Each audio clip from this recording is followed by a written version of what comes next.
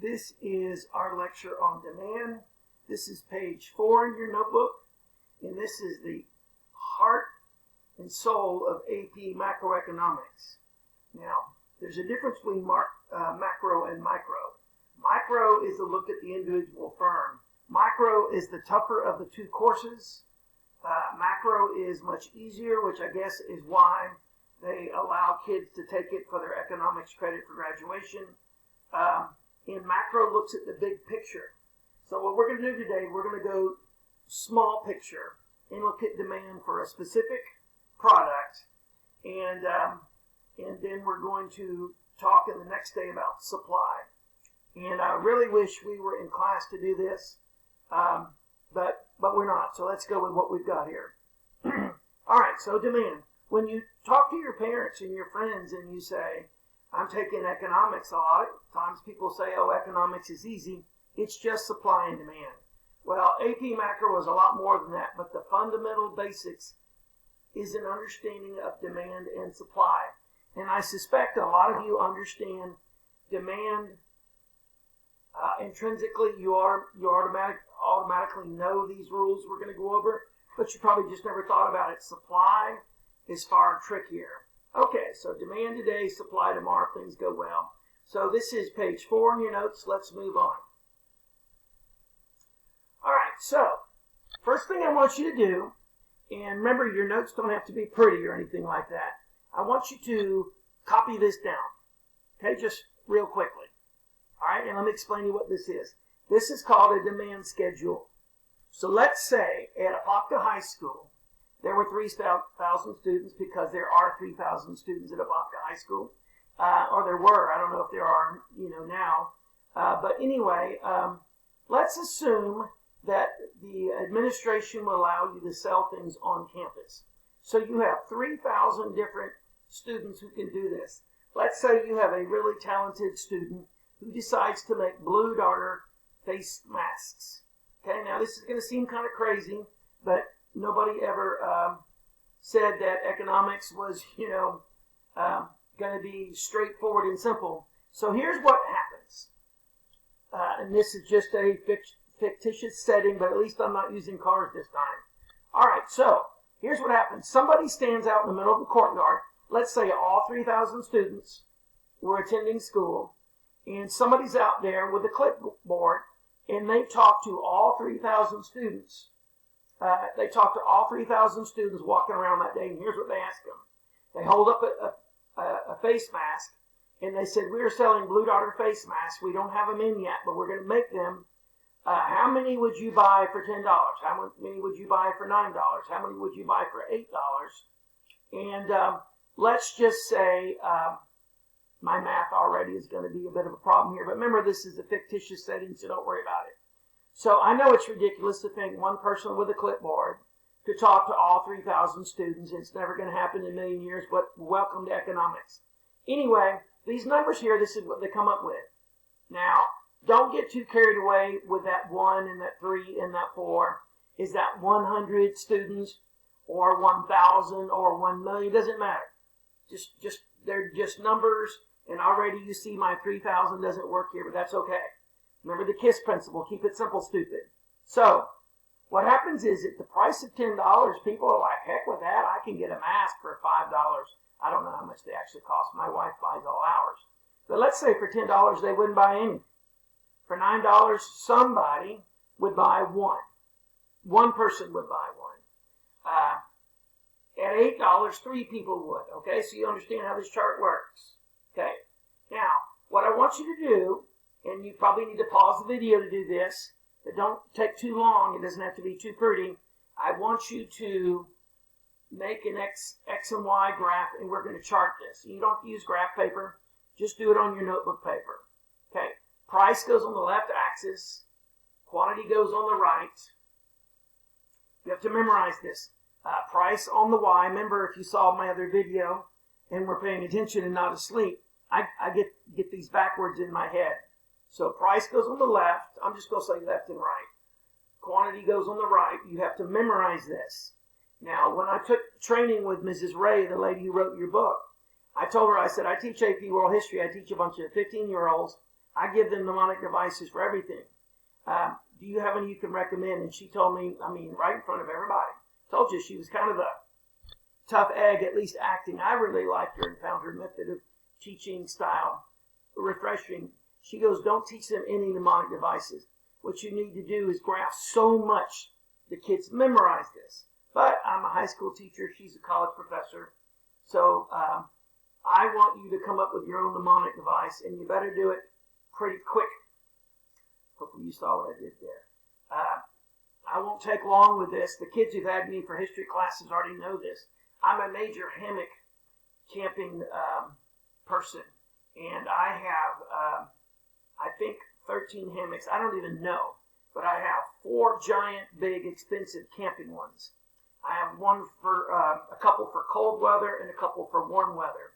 And the thing is, my hammocks are covered with these snake skins because, if you pay a lot of money for a hammock, these are expensive. You want it protected from the elements. The problem is, because they're covered in snake skins, I frequently come home, grabbed a hammock, jumped in the Jeep, and went camping, only to find out I took the wrong one.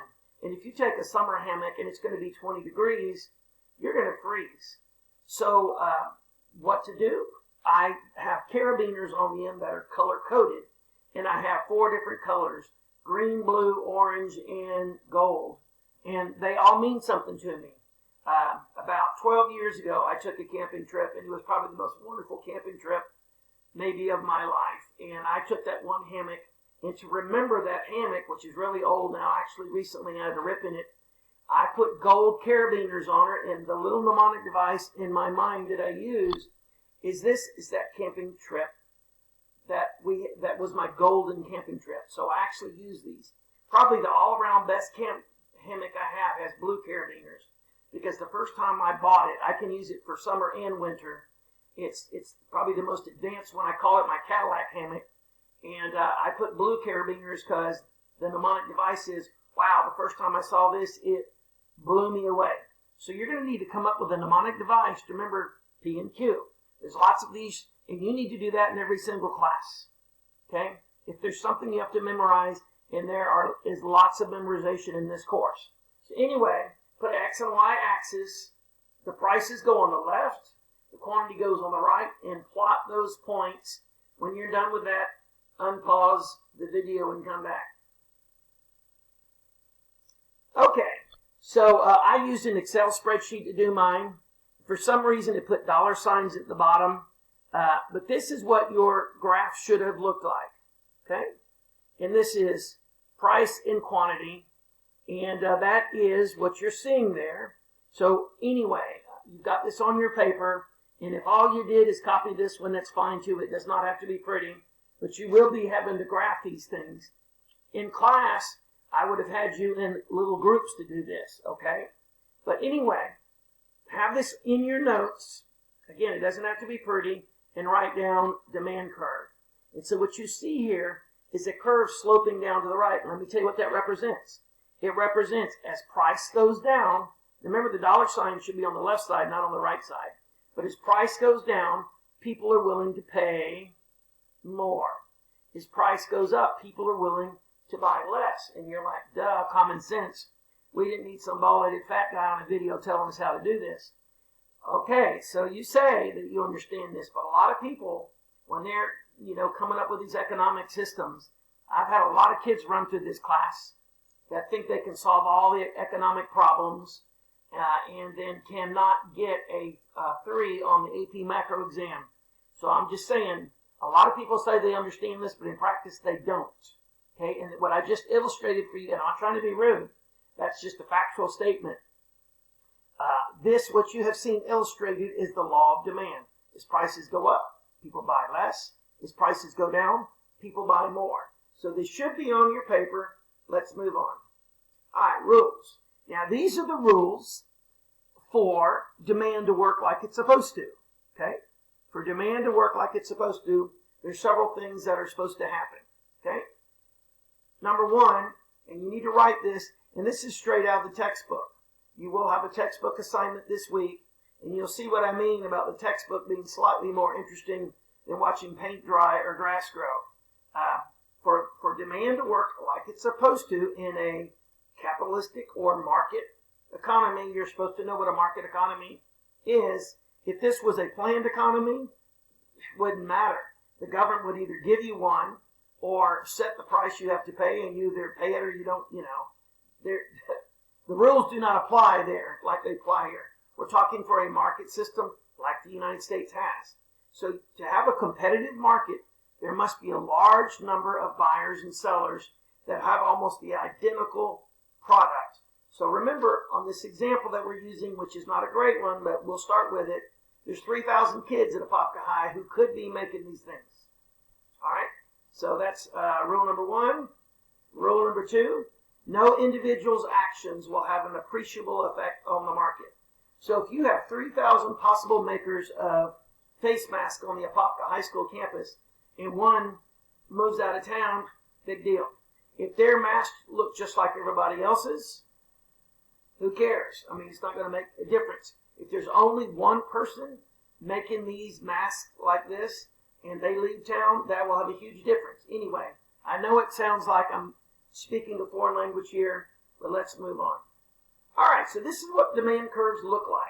You should be able to walk into any classroom, any economics classroom, and if you see these graphs on the board, and I put 3 here, and notice, some of them are not labeled very well, but if you see a downward sloping graph, and the curve is going down, sloping down towards the right, you are looking at a demand curve.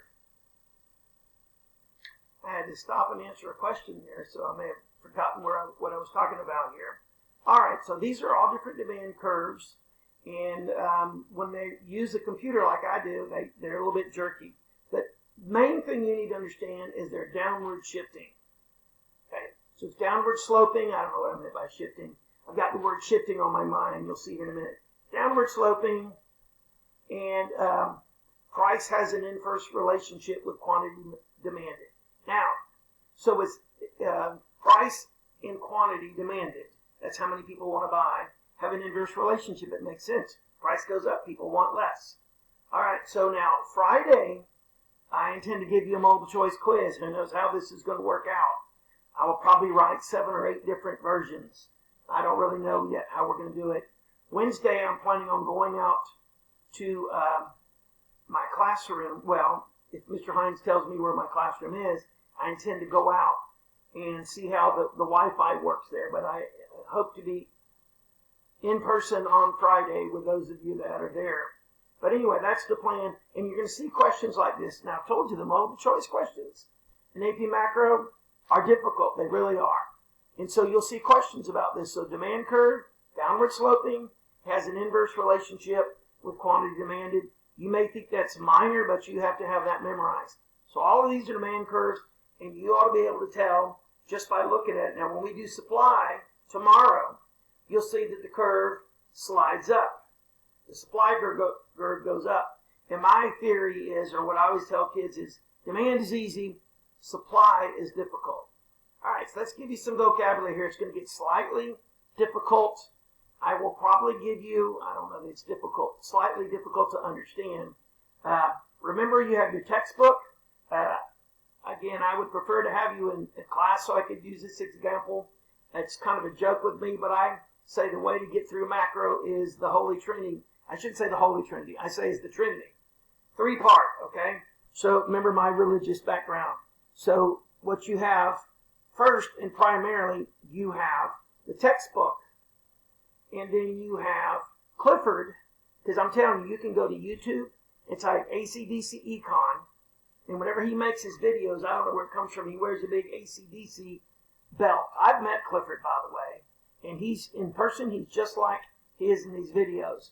When I did my training, I had Mrs. Ray, the author of the textbook, in the hall room across the hall was Clifford, so he would come by and talk to our class.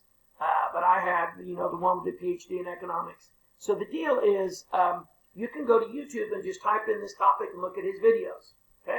That's the second part. So textbook, Clifford, and me. The 3 parts. And if you are following along with these 3 things, the textbook, my lectures, and Clifford's lectures, you should be in pretty good shape.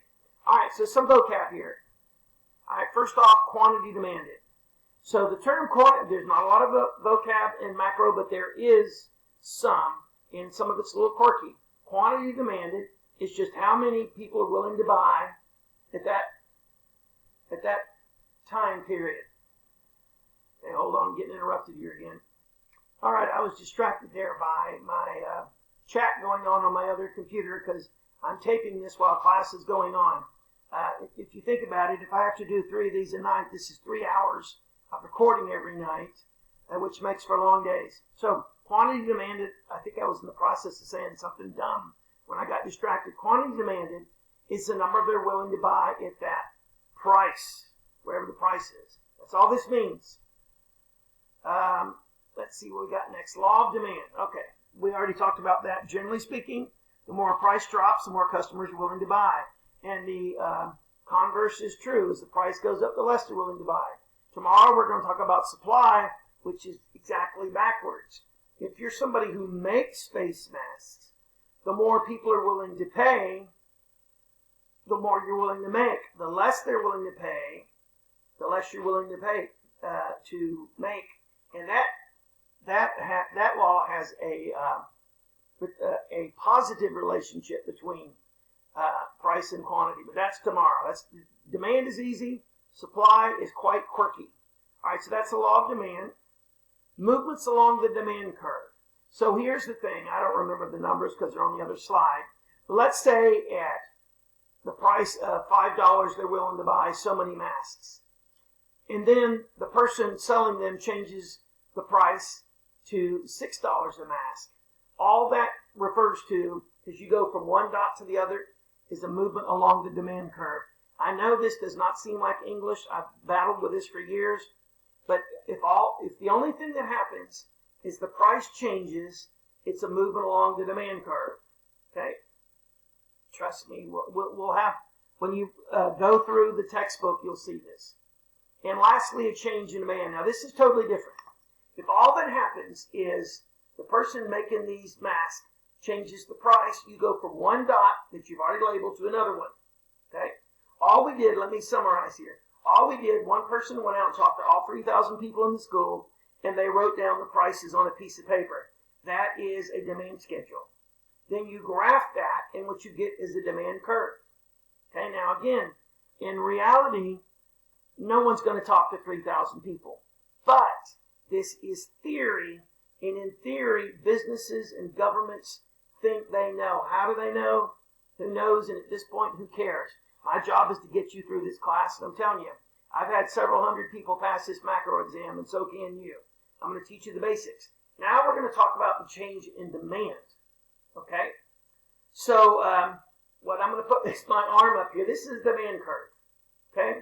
So, if all that happens is they change the price from $5 to $6, we go from this dot to this dot. I know you can't see that, and that's okay.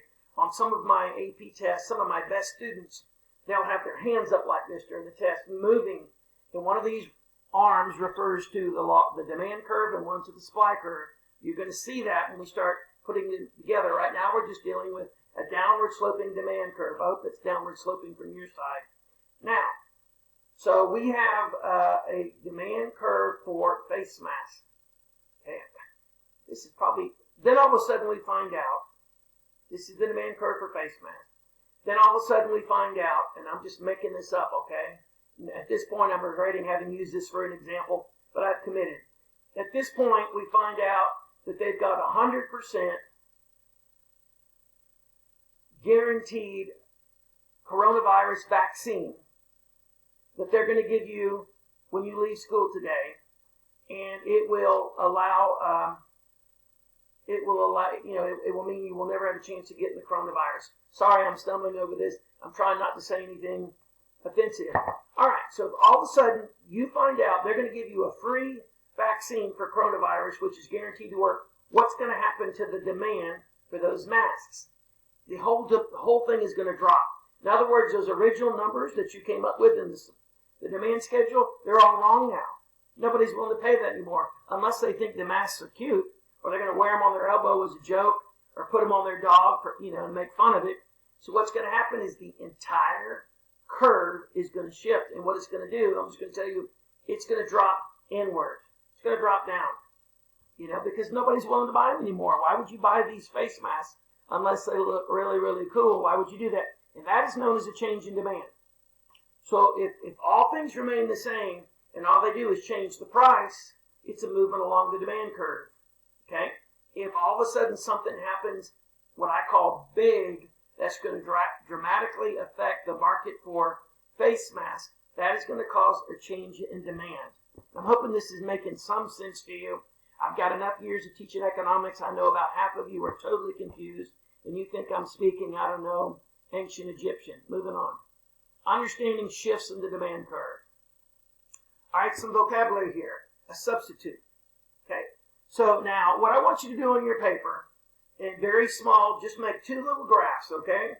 Two little graphs side by side, and draw a demand curve. So two little graphs with a downward sloping thing. Don't even worry about any numbers, okay? Now let's talk about a substitute.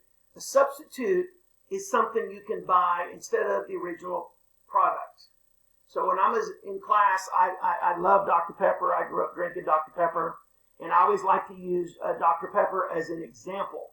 And I always ask kids, what's interesting is only a few people get it right. I'm like, so if you're like me, you love Dr. Pepper and you grew up drinking them, now it's Diet Dr. Pepper, obviously. But if you grew up drinking Dr. Pepper and Dr. Pepper becomes too expensive, what is the, let's see, Dr. Pepper is made by Pepsi, or at least it used to be. I don't know, what happened. Dr. Pepper is a very popular brand. What's the drink that Coca-Cola makes to compete with Dr. Pepper? And usually there's like 3 kids in class who know, and it's Mr. Pibb. As a matter of fact, a lot of people will tell you Mr. Pibb is better than Dr. Pepper. But I tell you, lots of convenience stores you go in, they don't even carry Mr. Pibb. But Mr. Pibb was designed to be a competitor to Dr. Pepper. And if you are really low budget, I'm sorry. I have this kid I taught one year when we were talking about this, and he made this joke. I'm still laughing about it. His name is Uli. He's now an English teacher at Apopka High. And the last 2 years, he was in the room right next to me.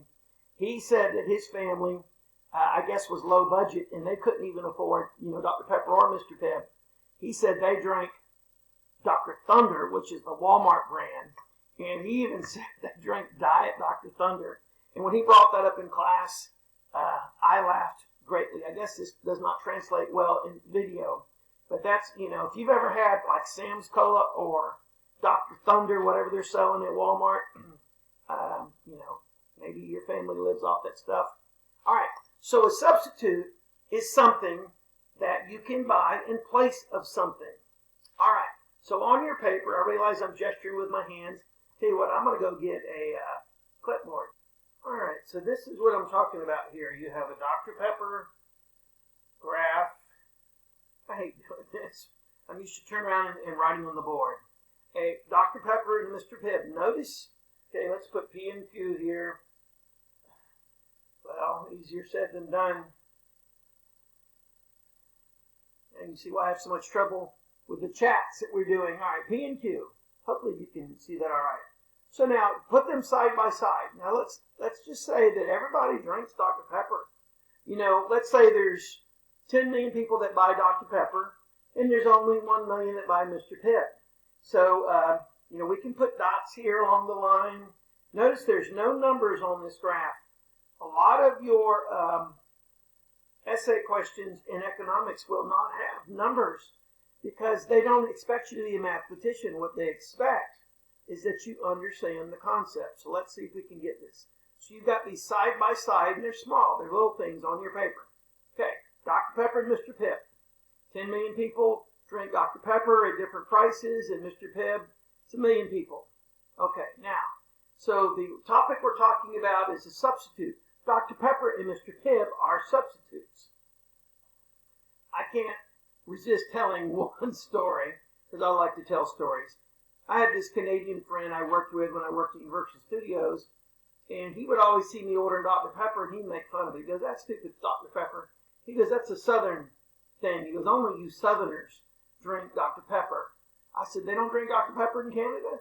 And he said, "No, you can't even buy it." So a few years after that, I was in, I had my kids with me. and we were on Prince Edward Island. We were on the back side of the island. We took a whole month off and drove up there, Nova Scotia, and it was just a real redneck thing. We had a pickup truck. We had a trailer we were dragging. I'm talking like you see a lawnmower on, with all our camping gear. And, people would say to me, says, isn't that dangerous camping by the side of the road? I'm like, maybe. I don't think so. It was that bad. I said, but my kids spent the summer in Nova Scotia. What did your kids do? And so anyway, we did it, we saw the original Pirates of the Caribbean in Nova Scotia. Very fascinating being there in the room with all that American stuff and the American flag. I'm sorry, not pirate. We saw Pirates of the Caribbean in the original, the second Terminator Judgment Day, the big one. And there was all this stuff going on with the American flag, and the Canadians were doing stuff, and I'm like, just interesting. All right, I'm getting off topic here. We were on the back side of the island, and there was a little, convenience store. And we went in there, my daughter and I, and we found 3 Dr. Peppers in the back of the store. And I told my daughter, I said, my friend says they don't even sell Dr. Pepper. What we're going to do is we're going to buy these 3 Dr. Peppers. We're going to go outside and take a picture, and I'm going to send it to my friend. I only made one mistake as we were checking out. I told the owner of the store, I said, I'm so happy that you have Dr. Pepper. I said, I'm from Florida, and my friend says, who's a Canadian, he was from Ontario, Toronto. Nobody up here drinks it. And she goes, your friend's right. She goes, as a matter of fact, I think Dr. Pepper is nasty, and I won't even drink it. It tastes like cough syrup. And dang it, when we got outside, sure enough, my daughter held up the Dr. Peppers. I took a picture so I could send it to my friend and say, no, they do sell Dr. Pepper up here. But when I took my first sip, you know what? It tasted like cough syrup. It was in my mind because she had said that. Anyway, I did buy Dr. Pepper in Canada. They only had 3, and we bought all 3 of them, so she was out after that. All right, so back to what we're supposed to be talking about here. These are substitutes, okay? Now, if all that happens is Dr. Pepper changes their price, let's say Dr. Pepper, they're a bunch of idiots over there. They change their price from $1 a can to $5,000 a can. All that is a move for the Dr. Pepper graph. All that is the movement along the line. Remember, it's a computerized chart. Somewhere they know how many people will buy $5,000. How many people will pay $5,000 a can? I hope the answer is 0. I should have said $10, but whatever. We'll say $10. They changed the price from $1 a can to $10 a can.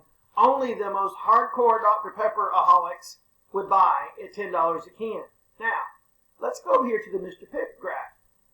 Mr. Pibb has not changed the price. It's very important you understand this. Mr. Pibb has not changed their price at all. But because Dr. Pepper and Mr. Pibb are substitutes, if Dr. Pepper dramatically raises their price, what's going to happen to the demand for Mr. Pibb? It's going to go up.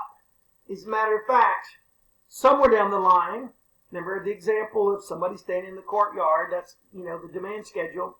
Somewhere down the line, they have all these numbers for Mr. Pibb.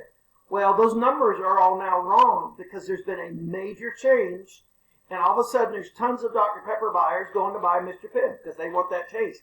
So what's going to happen is that demand schedule is going to have to be redone, and this thing's going to have to be regraphed. And what is going to happen? This thing is going to shift out to the right. The demand for Mr. Pibb at all those prices is going to go way up, and this is called a change in demand. I don't know how this is coming across on video. I hope you understand that. The only thing, remember, Mr. Pibb has not changed their price. This is like an outside thing that has happened. Dr. Pepper has changed their price, but that's affected the demand for Mr. Pibb because they are substitutes. All right. Anyway, I would sure rather be in class doing this, but I'm not. All right. That's the definition for substitutes. All right. Something you can buy, tea instead of coffee.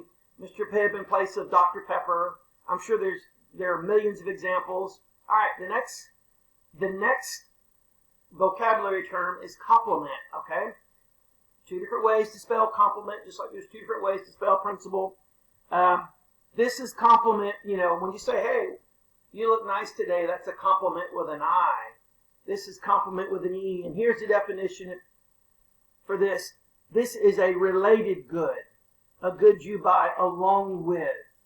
And the example I've always used is a bicycle and bicycle helmets. There might be somebody, I notice a lot of these protesters in the streets now are wearing helmets, which seems like a smart thing if somebody's coming at you with a bat. But I guess you could buy a bicycle helmet without buying a bicycle. But generally they go together. So anyway, I'm not going to draw this again. I don't really like using this. But here's what we're going to do here. Let's do, on your paper, do 2 more of these and put bicycle on the left and bicycle helmet on the right. You can do 2. Bicycle on the left, bicycle helmet on the right. And do the same thing. Draw a demand curve going down. And so, all things being equal, ceteris paribus, these are the prices people are willing to pay for bicycles at this price. And these are the price people are willing to pay for bicycle helmets at this price. Now, here's where this gets interesting. These things are complements. And so let's just use common sense here. Let's say you have 2 graphs there. Those are demand schedules graphed out. All of a sudden, the idiots selling bicycles, let's say a bicycle sells, the average bicycle is $300. Okay, and the average bicycle helmet's $25. I have no idea. Ooh, I better pause here a minute. My 5th period's about to start. All right, so I went ahead and did bicycles and bicycle helmets. They are complements. So let's say that you've got 2 demand schedules, one for bicycle helmets. And let's say the normal bicycle sells for $300. The normal bicycle helmet, $25. I think I probably already said that. Then all of a sudden, the crazy people at the bicycle place start raising the prices to bicycles from $300 to $800. Okay?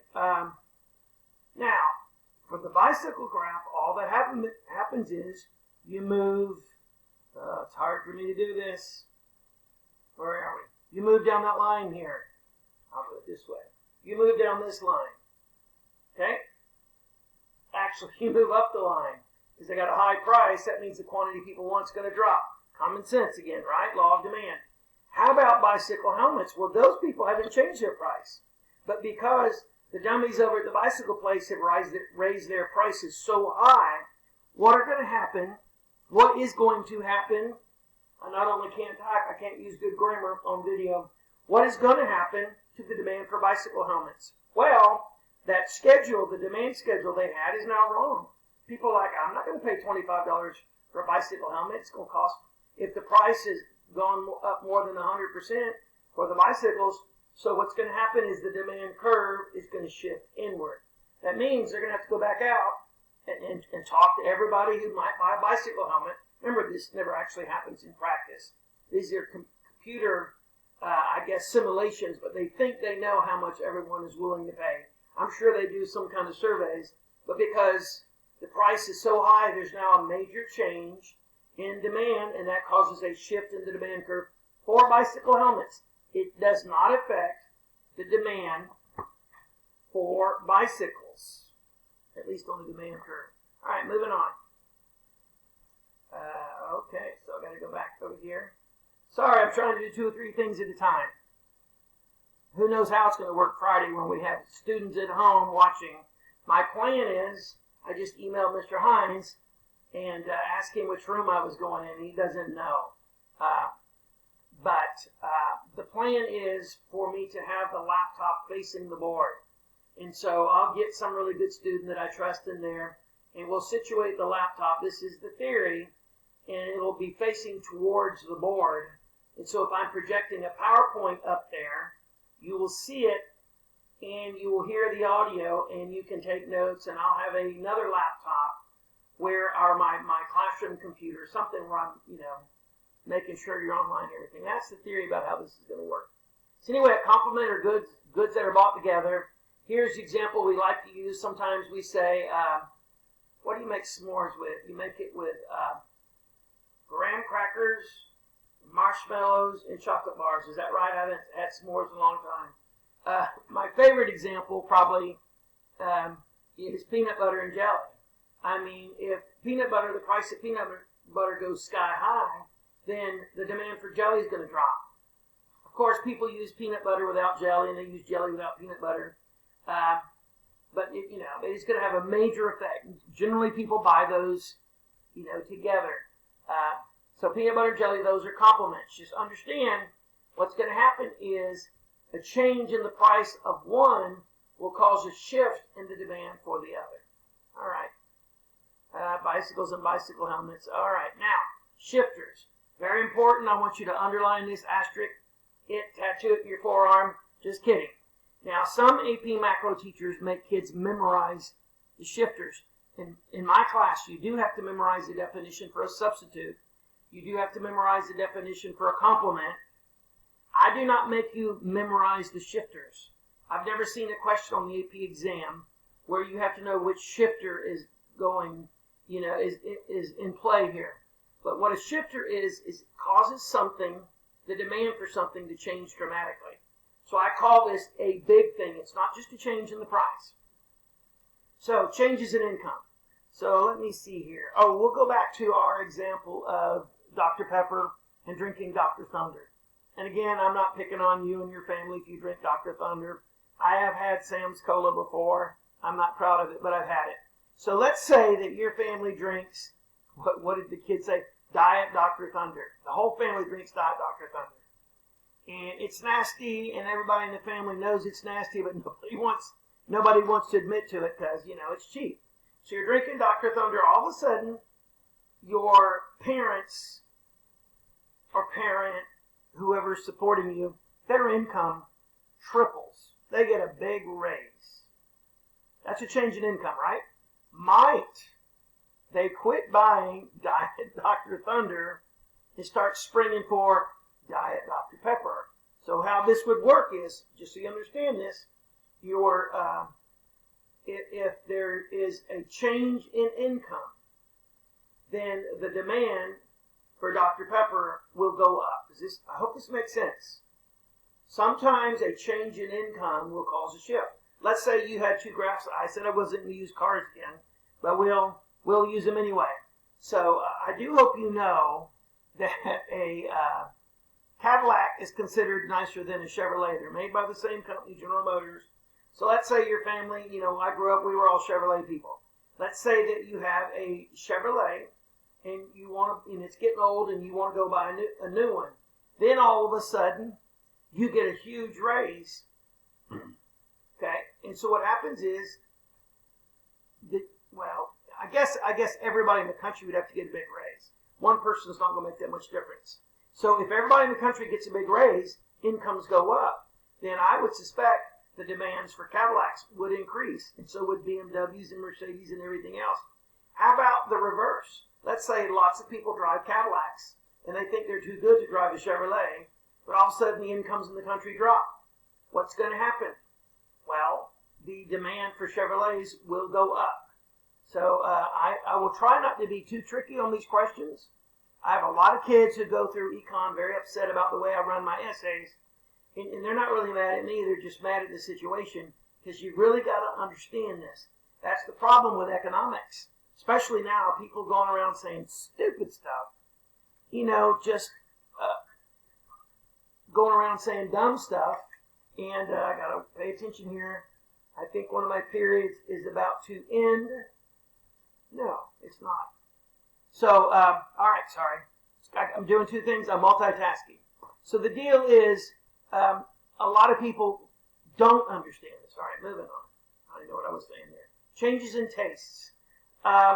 So now, I grew up in the 70s, and we had these things. I'm sure you still use this word. When you're in my class, I normally run a slang board.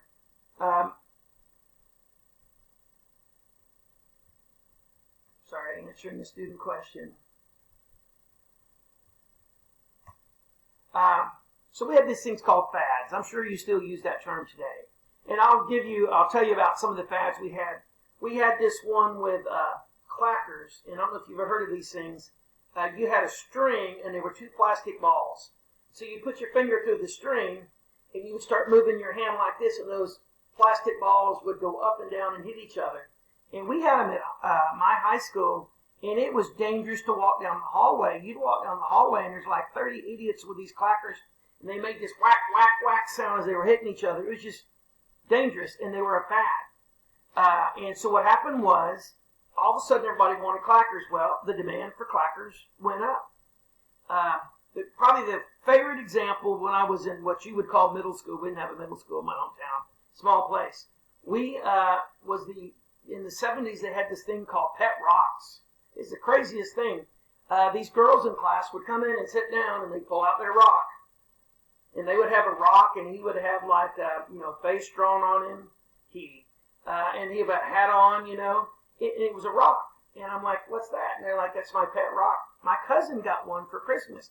He was so excited. He goes, I got a pet rock. And he was holding his rock. I'm like, dude, I got plenty of pet rocks in my backyard, and I didn't pay $10 for them either because I'm not stupid.